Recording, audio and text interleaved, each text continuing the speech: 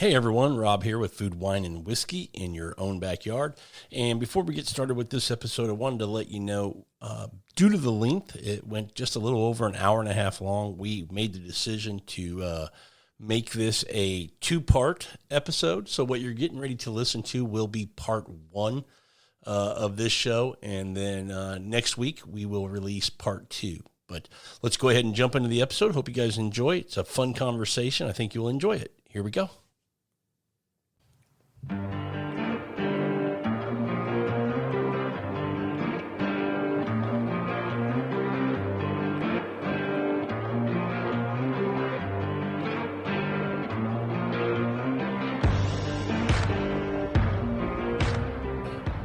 Hey everyone, welcome to another episode of Food, Wine, and Whiskey in your own backyard. I am Rob, your host, and back on the show. Man, I've missed this guy. I know, I've been like vacationing forever. It's almost like you're having a baby and building a house or something. At the same time, At yeah. the same time. Yeah. Multitasking. Yeah, but I'm here, you know. Carter back. Everybody's like, all right, finally. You don't have to listen to Rob all day. You know, like I think our reviews actually mentioned me a few times. So, you know, like I saw some like crying eyes that they didn't see you. And yeah, for sure. Yeah. For sure. I cry too when I look at myself. Okay, I'm just not sure. How long of a hiatus? Well, Rob's been like Uber recording for the past like 2 weeks. Like You've been jetting around the country. Baby moon, mooning, is what I have been doing. So yes, Yeah. I can also attest to the fact that you work sometimes too. So. Yes. Who is this, Carter? Who is this other voice? This is my friend Sean, who happens to also be my boss. But we are friends for sure. Friends first for sure. Yeah. So anyway, I mean, we're gonna get into what we're talking well, about. let's get into the show. Sean's here for a specific reason. Yeah. Exploring the old world in wine. Yeah. So from what, you tell me if we're wrong, Sean, but from what I understand from Carter, you enjoy wine. You've been drinking wine primarily out of California. Yep. Focusing a lot on the Cabernet grape. Yep. Or that Bordeaux blend. You've explored a little bit some of the other varietals, whether it be a Cab Franc or Syrah or something like that. But you're looking to see what else is out there. And Old World obviously is something I think a lot of people talk about because, one, it's fantastic wine, but two, it's great value. Yeah. I mean, you get some huge bang for your buck. So you're going to come on the show today, and we're just going to kind of talk about here's our fun term, Carter.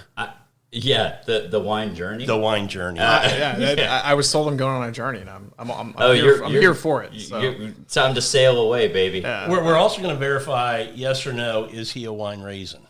Oh yeah, that's right. That's right. So. You know, is this a term you want to talk about now, or you want to let me know afterwards? You know how you're into whiskey, so you know whiskey and some of the terminology that is used. The whiskey tater. Yes, you know? Gotcha. If you're a wine raisin, let's just say okay, Caymus, Silver Oak. What else? I mean, Caymus is the first big one that jumps out, but then there's other things. It's not just the wine, but it's how you talk about wine or think about wine, you know, and just some of those things that correlate from the whiskey world to the wine world that we came up with a term if you do these things. Like if you think a flute is the best glass to drink champagne out of. Wrong. You're a wine raisin. Gotcha. You know, things like that, Okay. you know. Yeah. So, I mean, I will admit that I have at least 3 different Prisoner Red blends at my house. So that's raisin-esque. Is that Yeah, raisin-esque? Absolutely. That feels raisin-esque. So I was absolutely. Prisoner would be a raisin wine for sure. Gotcha. It would. It just makes kind of, and we said in that episode, and we'll say it again, we're still raisins, and we're still taters in the whiskey world. Yeah. It's not a negative connotation to it. It's just fun to kind of identify when those things are happening, because in your journey, I look back 5 years and go, what the hell was I drinking that for? And you know, you've moved on. So now I'm drinking other things, and in 5 years, I'll be like, what the hell was I drinking that for? You know, so it's just continuous. Exactly. Yeah. I mean, I think a lot of people start, and I think maybe I may be wrong, but you know, you probably more familiar with Napa in California than you are with Old World. And a lot of people from the United States start there. I mean, it makes sense because, well, you know, we have an abundance of wine that's on the shelves from California. And two, the the wine is right on the label. Exactly. Right? That's the most difficult thing for me. Like navigating through anything that's old world is like, I know what grape, or at least what 80 to 85% of what grape I'm drinking. But in New World, yeah, when I went in the New World side, but like when I go to an old world, it's like, okay, this is a red from Rhone.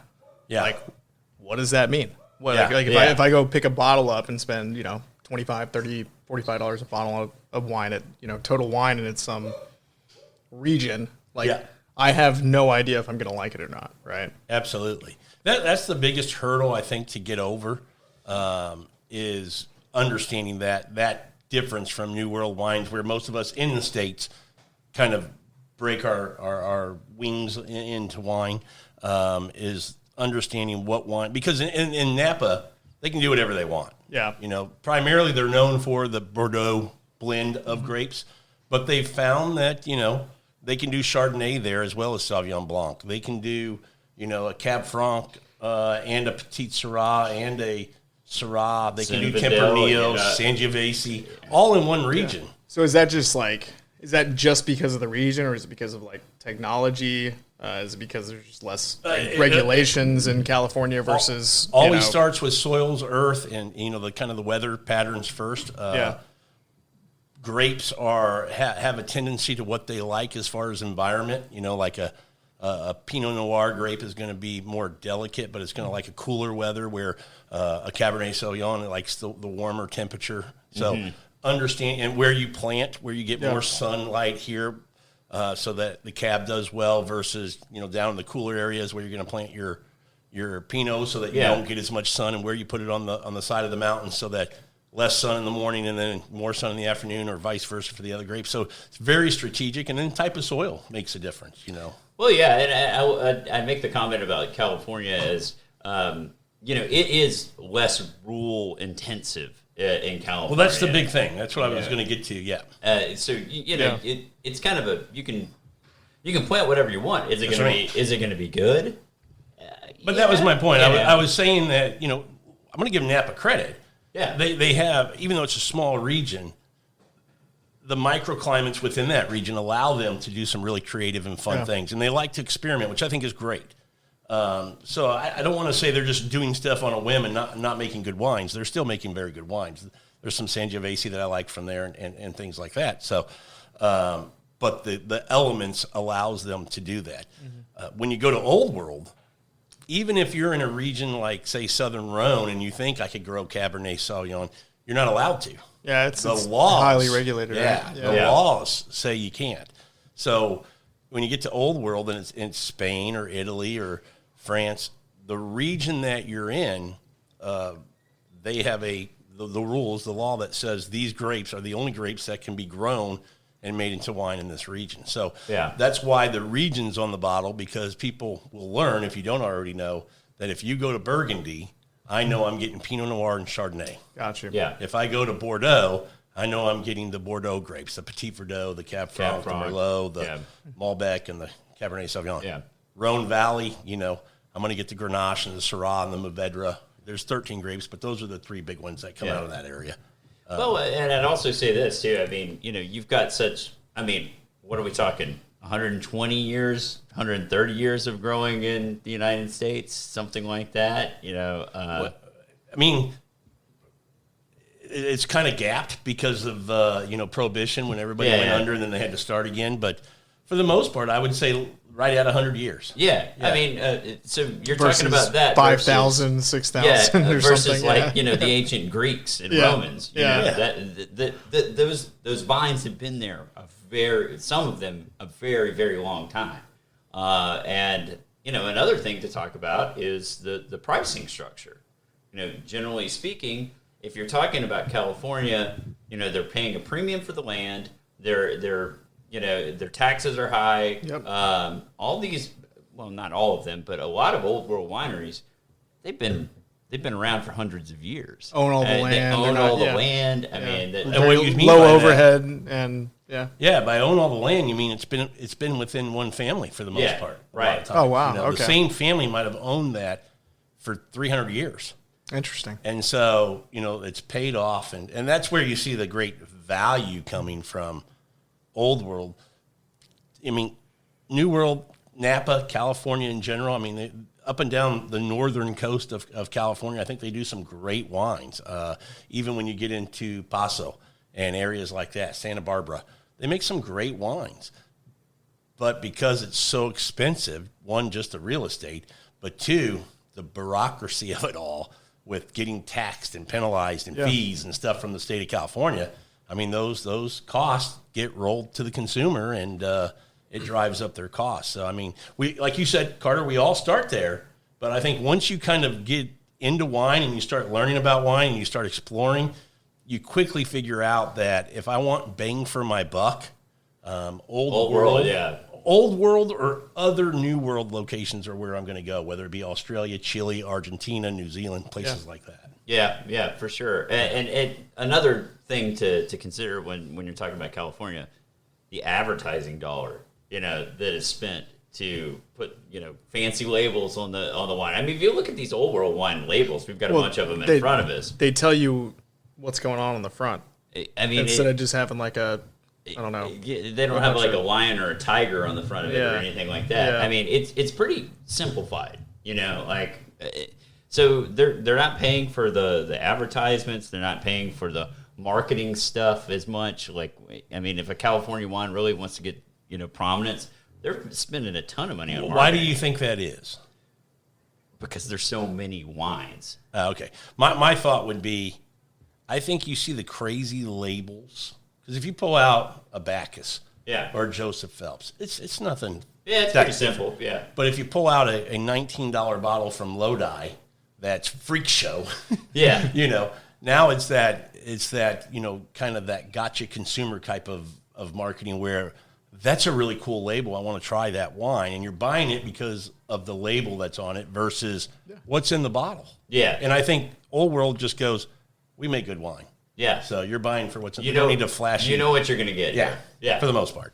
No, I think that makes a lot of sense. I mean, I doubt the average wine consumer is, up to date on or like understand some of the like the Old World stuff versus, you have 1,800 different bottles to pick from at HEB, right? So let's grab the crazy label that says all kinds of weird stuff on it. Absolutely, or cool pictures on it. Or yeah. And I mean, sometimes those correlate. There are some people that have cool labels that also have good wine, but a lot of times not. I remember when I was earlier in my wine journey, and it's still available. There's a red wine. It's a blend, and it's got a pretty girl sitting on the label with some sunglasses on, and the caption below is if YOUUSEEKAY.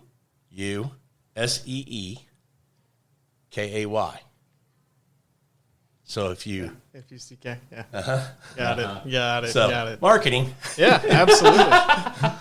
And that bottle's still on the shelf, and people are like, or you can take a picture of that one, the 19 crimes and the 20 crimes. Oh, is that the Snoop Dogg one? Yeah, yeah. You can scan the QR code and get some guy to talk to you on the bottle. Yeah, pulling it up. Again, the person early in their wine journey, I'll say it that way, wants to show off the F-U-C-K bottle to their friends or the cool little. But at some point you start to go, and I think you're there, Sean. I want to really appreciate and enjoy what's in the bottle. And that's what wine drinking's all about. And I think one of the things you and I would really like to do is find bottles that punch up. Oh, yeah, for sure. You go, this is a $25 bottle, but I'd pay $40 for it. I'm just glad I only have to pay $25. That's really good. That's exactly what I like to do. I'm an extremely frugal person. So. Okay, so you're not going to want to hear Carter's list. Yeah. Okay, so that's something else we probably should mention. Is, both Rob and myself, we created a list of wines that we would select with a $500 budget. Red wines specifically, Old World wines. Not by producer, just by region and style or kind of wine. Just to kind of get you to that, how many bottles could you get in a $500 budget to kind of start off an Old World? And Rob doubled Carter in terms of number of bottles? Probably. Nah, I don't think I doubled you, but you average $50. I mean, just giving it away. The listeners are going to know now if they can do math. You're averaging $50 a bottle. That I would have lost the bet. I would have taken the over. with Carter. Even higher. Yeah. Oh, well, You think he's selling you short? yeah. I had a couple of $20 bottles in there, kind of mixed in, but yeah. No, okay. I took a different approach with it, but You took the Carter approach. I took the Carter approach, which Yeah. is the bougie approach. Exactly. But anyway, even at $50, I think at $50 you're still getting amazing wines, that can compare and kick the crap out of a lot of $50 California wines. 100%. Yeah. I mean, what I was saying is like the $50 a bottle Old World wine. If you compare that to California at $50, that Old World wine's going to kick the crap out of that $50 California for the most part. Not saying that all There's exceptions. there are exceptions to the rule. Yeah. But generally speaking, I would say that's going to be 75% of the time. Yeah, I would agree with that. And you think that's just because of just the added overhead in production? Probably. And also, I mean, let's just face it, they just don't have the history. Like, we're talking hundreds of years, thousands of years in some cases. Well, I mean, but now you're getting down to the process of making wine, That's and I true. think Napa's very good at making wine. I think Sure. it just really comes down to the cost, and the cost in California is just way more than the cost in Old World, and that's really as simple as it gets. It's just really the cost of doing business. Generally speaking, and a I think lot. I think also that their wines tend to be. I mean, we'll get into this, but you talk about California wines; they tend to be big fruit bombs, jammy, Yeah, punch you in the face. Well, they're definitely fruit forward, yeah. no doubt about it. And when you get into Old World, and not that all Old World wines are like that, it's more about the earth. It's more about the minerality. It's things. Yeah, I totally agree with that, and I think it's more, it gets you to think more about what's going on in the glass. Where New World is, to your point, like you were saying, Carter, and I totally agree, fruit forward, and I think a lot of people start there because a lot of people will mistake, early wine drinkers will mistake sweetness for fruit forward. Yeah. Still a dry wine. It's not a sweet wine. Yeah. It's a dry wine. It's just the fruit is so forward in it that you go, it tastes sweet. And it's really not sweet. It's just the fruit. Right.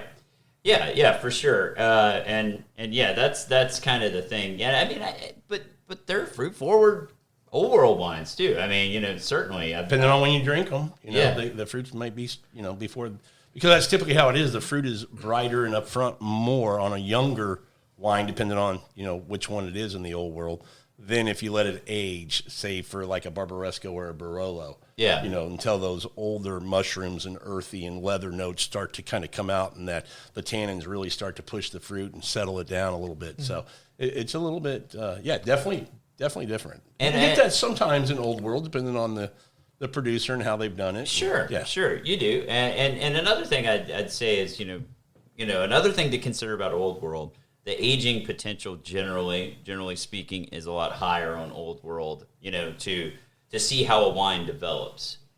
Like California, I'd say, what do you think? Like 2 years. What? 2 years? That's all. That's max. You're gonna age it. Oh no, not the max. You're saying I'm like talking the about when average? you should drink it. Oh yeah. Oh, when you should drink it. Yeah, Gotcha. if they say, Yeah. hey, 20s are on the shelf, can you drink a 20? California people would say, yeah. It's okay to drink it right now. But I mean, like as far as laying them down, 10 years. Oh, the length of time that Yeah. you could lay it down. Yeah. Yeah, I'd say, 7 to 10 on average wines, kind of Yeah. mid-tier wines. There's some nicer wines. I think back in the day, in the 90s and 80s, Napa were making wines in a different style that were able to lay down for 15, 20, 25 years. You just don't see that as much anymore. I think the consumers are consuming wine at a much higher pace now. They buy it, take it home, and drink it. So you got to kind of keep making it. Yeah. So I think that's changed a little bit. But yeah, for the most part, you're exactly right. Now, I will also say, I think we're being a little remiss. We need to give Sean some time here on the mic to tell everybody a little bit about his. I mean, they're hearing him come on and just kind of make that general statement about where he is. He should probably get to talk a little bit about his wine journey, what he's been enjoying, Yeah. producers, particular grape varietals and things like that? You ready to be put on the spot like that? I mean, if you want to put me on the spot, I'm not gonna lie. My wine journey has been a lot of what other people have recommended to me, and I've done a pretty bad job of like ever actually taking into account like what I'm drinking in the moment, other than I know that I like it. It tastes good. It generally tastes good, right? That's fine. And I think that's like I said, I lean probably toward the Cabernet as a general, I think, rule of thumb within within Napa, right? Yeah. I mean, I've had, your Caymases, like I said, your Prisoner Red blends, like all your raisin stuff, right? And there's a few others I just can't remember off the top of my head. I have like a bunch of pictures in like an old phone that I've taken, but I would say I'm 95% a whiskey drinker. Oh, probably really? 5% a wine drinker. So Okay. I'm trying to this is my first probably journey into wine. Okay, so you're wanting to get into it a little bit more. Is there something that you've drank that you went, okay, that's really good, I need to really kind of explore wine? Or is it just in general you've had it with food and you go, I just like wine with food and things like that. I want to start getting So into it. I had a Syrah at is it Treese or Tris, the place in the Woodlands? Oh yeah. Yeah, I had a Syrah with dinner for Julie and I's one of our dating anniversaries. It was probably sometime maybe 9 months ago last year. Don't quote me on that. It might have not been 9 months ago, Julie, if you're listening. But I think that was the time where I started kind of branching outside of just give me whatever you recommend is the cab, right? Yeah. And then I had that. I had a couple other, just various different reds with different food that I was eating, and I think that's probably the first time that I've actually experienced trying to pair wine with food, which I think is probably the first time that I've actually had an appreciation for that, I guess, right? And like I said, I've been probably a whiskey drinker for 7 or 8 years now. I'll drink whiskey And with and without food, with anything, and but we know as a rule whiskey doesn't go with food. yeah, Right. and that's What? Not true. What? Okay. Some goes. Let me tell you something. I'm going to stop you for just a minute. Okay, I got a pairing for you. This is off If course it's here, like a Hershey's bar and a whiskey, okay, I get it. But dude. so I Try guess yourself a Knob Creek and a Reese's. see, I knew you were going to go candy. That makes sense. But I'm talking about a meal. well, hold on, a whiskey pairing. either doesn't go with food at all, or it goes with all food. Okay, here's This might be semantics. Yeah, a little bit, because I don't mind having a whiskey when I'm nibbling on a cheese board or something. And my kind of routine, I say this so often on the show, but it is when I'm cooking and nibbling, I'm having whiskey, and when the meal is ready, I like to sit down and have a nice glass of wine. But when I'm having the whiskey and a little bit of nibbling, one doesn't enhance the other. The whiskey doesn't make anything better. The food doesn't make the whiskey taste any better. It just doesn't. Now, when you start getting into chocolates and sweets and stuff, I can see where whiskey, because it kind of that would be the one thing I would say. Okay, that I can see that working together. I think it's select pairings, right? I mean, like you said, But a it's not a charcuterie meal. board. It's not a meal. You're not going to have a whiskey. And I know we get on this too often. Probably. I know we're always down this rabbit hole. This is a long-standing rabbit hole. Tell me the last time you had a meal and a whiskey, and you take a bite and a sip of your whiskey, a bite, and you kept going.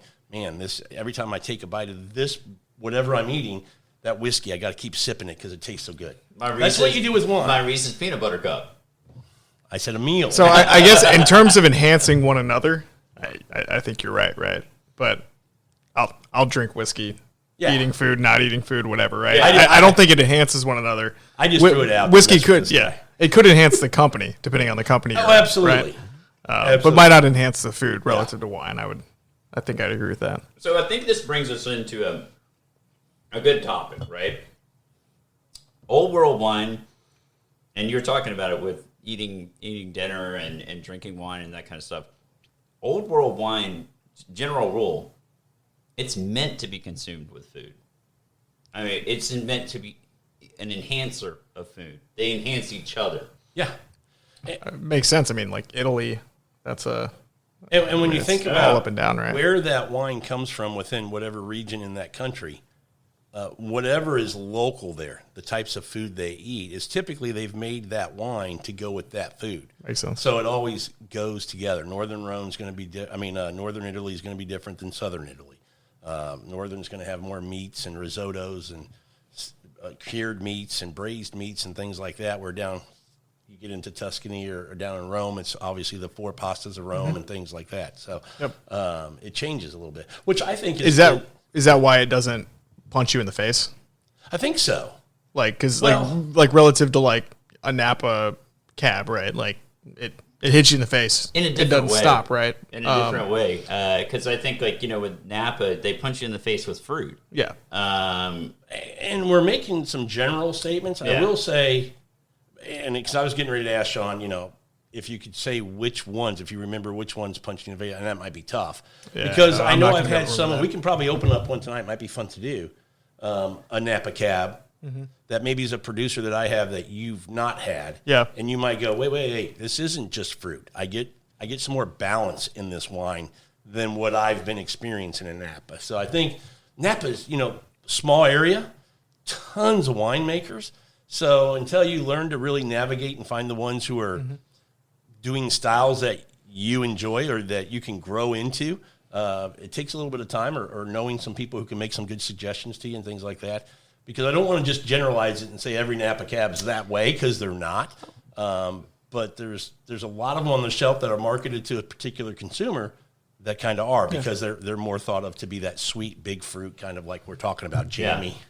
Yeah. So should we dive into the wine we have in our glass? That's what I was going to right say. now? Your wine, talk about her. Okay, so this particular wine is a Beaujolais. I'm a big fan. Apparently, this is what everybody... This was the $475 of your $500 budget, right? This is $30 or under. Oh, wow. This is $30 or under.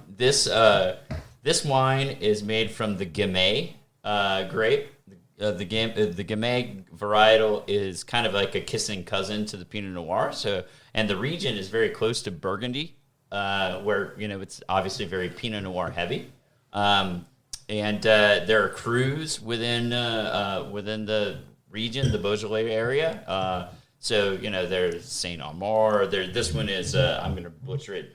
Moulin et Vin, probably, maybe, who knows? But there's several different appellations that you can pick from, and they are all very different. I just think this is a great wine. Apparently, this is what It's a great value. It's fruit forward, got great acidity, so. This is what people in France drink. Yeah. I mean, they leave the Burgundies and the Bordeaux's and all that kind of stuff. I'm sure they drink them. But, if this is like I hear from a day-to-day perspective, Beaujolais is always a favorite. Is it really? Yeah. Okay. I didn't know that. I mean, I'm a fan. It's fruit forward, but it doesn't feel as fruit forward. Yeah, it's not punching in the face fruit forward. And there's still good balance to this. I mean, the tannins are soft. Yeah. So I'm not a particular, just a little bit about me. I'm not particularly a fan of Pinot Noir in the U.S. You're going to make people mad if you start comparing Beaujolais and Gamay to Pinot Noir. Why? Because most people think they're, although kissing cousins, not very close in style of wine. Where I somewhat disagree with that. I kind of disagree with that. But So we're saying fuck them. yeah, That's what it. we're saying. I mean, All right, good. Look, see, Rob's more concerned about what the critics think. I don't give a crap. Really? Are you seriously? I'm just kidding.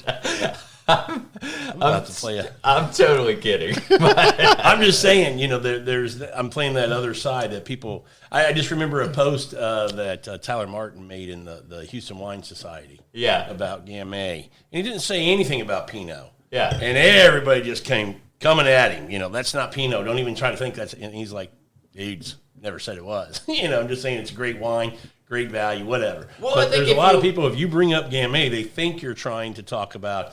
This is a substitute in a very close representation of Pinot. We're not saying that. No, but I mean, I don't think there's a broad, I don't either. difference between the varietals. I No. mean, it's not like Like you said, Pinot comes from Gamay, and I forget what the white grape is. It's a weird white grape, but that's where Pinot comes from. This is a parent. yeah.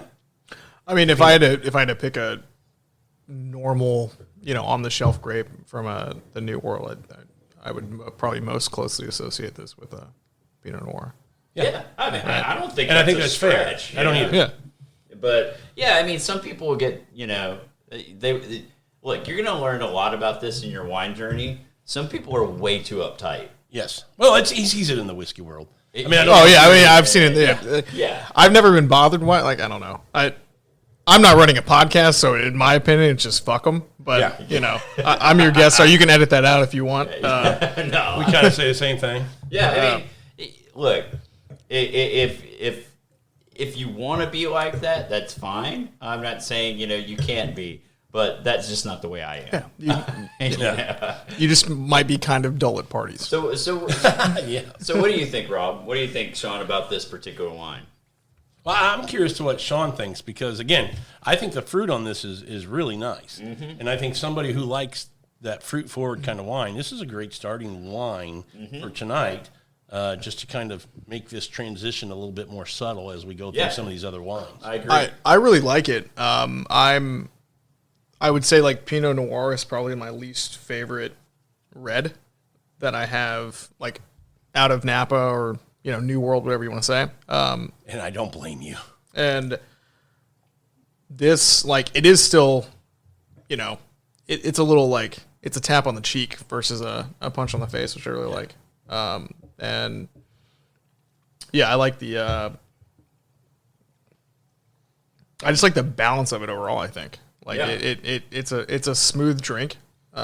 It's not it's still it's not overtly dry, but it's yeah. And this is a 17. So, Yeah, I mean, it's a this is 17. got It's some got a good little age on age it to for Beaujolais. And here's the thing, and this is one thing that I'm a big fan of this, and this is kind of one of my big if this does this in wine, if it does it in whiskey, I usually am sold. This has got a nice little viscosity on the mouthfeel. Yeah, it does. I really like the mouthfeel of this, and maybe that's not the. That's what she said. Oh yeah, but maybe that's not necessarily what everybody's looking for. But I particularly like that. It's just a smooth ride from start to finish for me. Yeah, I like that. That's what she said. Sorry. Opportunity knocks. You kick the door open. That's fine. Oh, I like it. I mean, That's very, good. very much like it's kind of almost got a blueberry, raspberry kind of thing going on. Little bit on the tannic, but not too bad. I didn't get a lot of tannin. a little bit, not enough just to know it's there. Yeah, I mean the tannins were there, but it's not. Oh, it's not super. Dry you out. Make you squint your face You up. get a little touch of oak. Yeah, a little touch of A oak. kiss there, but not a lot of oak. I mean, it's really the fruit is the star of this wine, and that's typically what you see in a Beaujolais. And maybe that's why I feel like it's a smooth from start to finish, because maybe it's the oak. Yeah. There's a little Pinot oak. Noir, a Pinot Noir and Napa or whatever, it's literally just hits you in the face with the grape and then hits you in the face with oak Yeah. most of the time, right? And I mean, Carter and I have differing opinions about double oaked bourbons, which is Yeah, he can't stand double oak bourbon. Really? no, I can't stand them. It's Oh, just man, I it's think too some of much that- oak. The best flavor you can get. No, me too. But It feels one note though. For me. That That's is- a different podcast for a different Yeah. time, but it feels like it's. That explains why when he had a taste of our recently picked Maker's Mark Private Select, he went, "Yeah, this is pretty good." And I went, "Well, I'm expecting more." But now I know why. It was good. Now I know why. It was good. Yeah, it was good. But yeah, Because that's basically a double oaked. yep. I mean, it's got it's 10 got more oak staves. staves in it. It's finished Yeah. another time with the combination that we put in there, which is fantastic, Carter. Not tooting our own horn, but It was very good. It was very good. It's just for whatever reason, double oaked or high oak, bourbon, it's the aftertaste for me too. yeah. The aftertaste hits me and I just don't prefer the aftertaste. Like So- it hits good going down. But anyway, Yeah. that's a different podcast, right? That's what she said. Dude, try the that blueberry Stilton cheese with this. Pretty good. Oh yeah, I know. I'd go tomato though. With that, it might work. I have a question for Sean though. Have you only had? And I know you just got a bite of food, so take your time. Have you only had Pinot Noir from New World, whether it be California or Oregon or somewhere around there? Have you had anything from Burgundy? I don't think I have because Okay. I think the first 2 or 3 times I tried Pinot Noir, Yeah. it was from that region. Yeah. So I really haven't explored past that. Like I said, it's probably my least favorite. Yeah, to me, it was for me when I was in the same position you are right now. I didn't even want to drink it. I didn't know Burgundy. I didn't know a lot of other opportunities to get the Pinot Noir where it was made well. Now I know I can find 4 or 5 in California that are made really well, and then Oregon's probably got a few more than that. So there's some winemakers that are really doing a good job with that grape. But for the most part, I agree with you. If I'm going to get a good Pinot, I'm going to go to Burgundy. Okay. And, I think we start talking price again. Pinot Noir in California for a subpar bottle, in my opinion, is going to be around that $50 mark. What they deem a good bottle, my opinion would be different, and I'd go it's subpar. Yeah. $50. When you go to Burgundy, you can get probably a Premier Cru for $50. Oh, yeah. Or less, probably 40, 45 bucks. Okay. I mean, which you can is gonna spend be more. fancy. Oh, you can always spend more in Yeah. any wine category. You can spend more. But like to me, like for instance, and I know they're not the same group and everything, but you've got Burgundy. Fuck 'em, and then- Matt, fuck 'em. And then you got Beaujolais. You can spend $50 and you get a great bottle of Burgundy wine. Yeah. Or you can spend $25 and Get a couple of good bottles. Get a couple of good bottles of something that's gonna hit similar spots for you. You're a big fan of Beaujolais. I am. I am too, but you still don't want to miss out on Burgundy. It needs to be. Are we hitting Burgundy tonight? We can. We can, We yeah. can open one. It needs to be a region that he at least dips his toes in. No doubt. But No you doubt. keep going, yeah, but would you rather have, you're going right back to Beaujolais. I am. Well, I mean, this is the debate. Now, see, what you're going to do, which I know you're going to do, is that I'll pay the extra money for like a Brunello in Italy, but there's plenty of great Sangiovese like Chianti Classico Reserva or like a Vino Nobile that are also really good. And I know it's not the same varietal, but it's a very similar, yeah. No, I mean, the Grosso is different than the regular, Sangiovese. But I do think it's worth the extra spend for Brunello. I think it's just for me. Okay. All the time. Not all the time. Okay. Not all the time.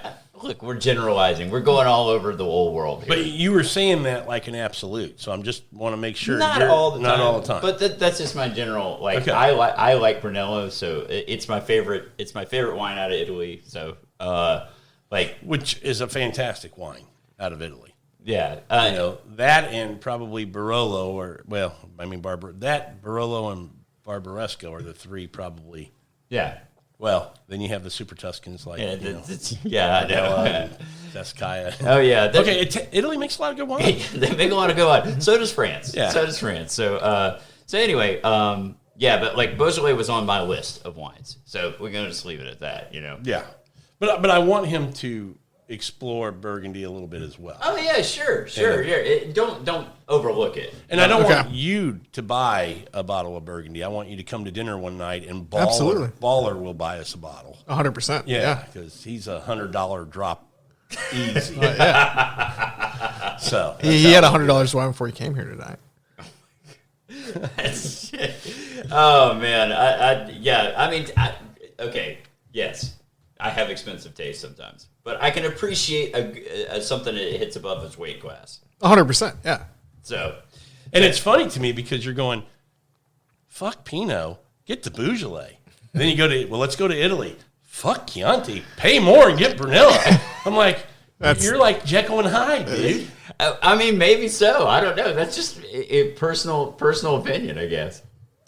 I think we may want to open up a Chianti Reserva and a Brunello, let them sit for a second, and then maybe come back and try those. Dude, we've already talked about doing this, like actually doing like an episode of Blind of this. So I would be very interested in doing this. Why don't we just take a quick second? Let's open those up, and we'll come right back. Okay, cool. Okay, everyone, we're going to pause it right there. That's going to be the end of what we're calling part 1 for this episode. Hope you enjoyed it so far. Come back next week, Monday. We will be releasing the part 2 of this episode. Going to continue this fun conversation. So we'll see you next week. You guys can finish listening and enjoying the rest of this conversation.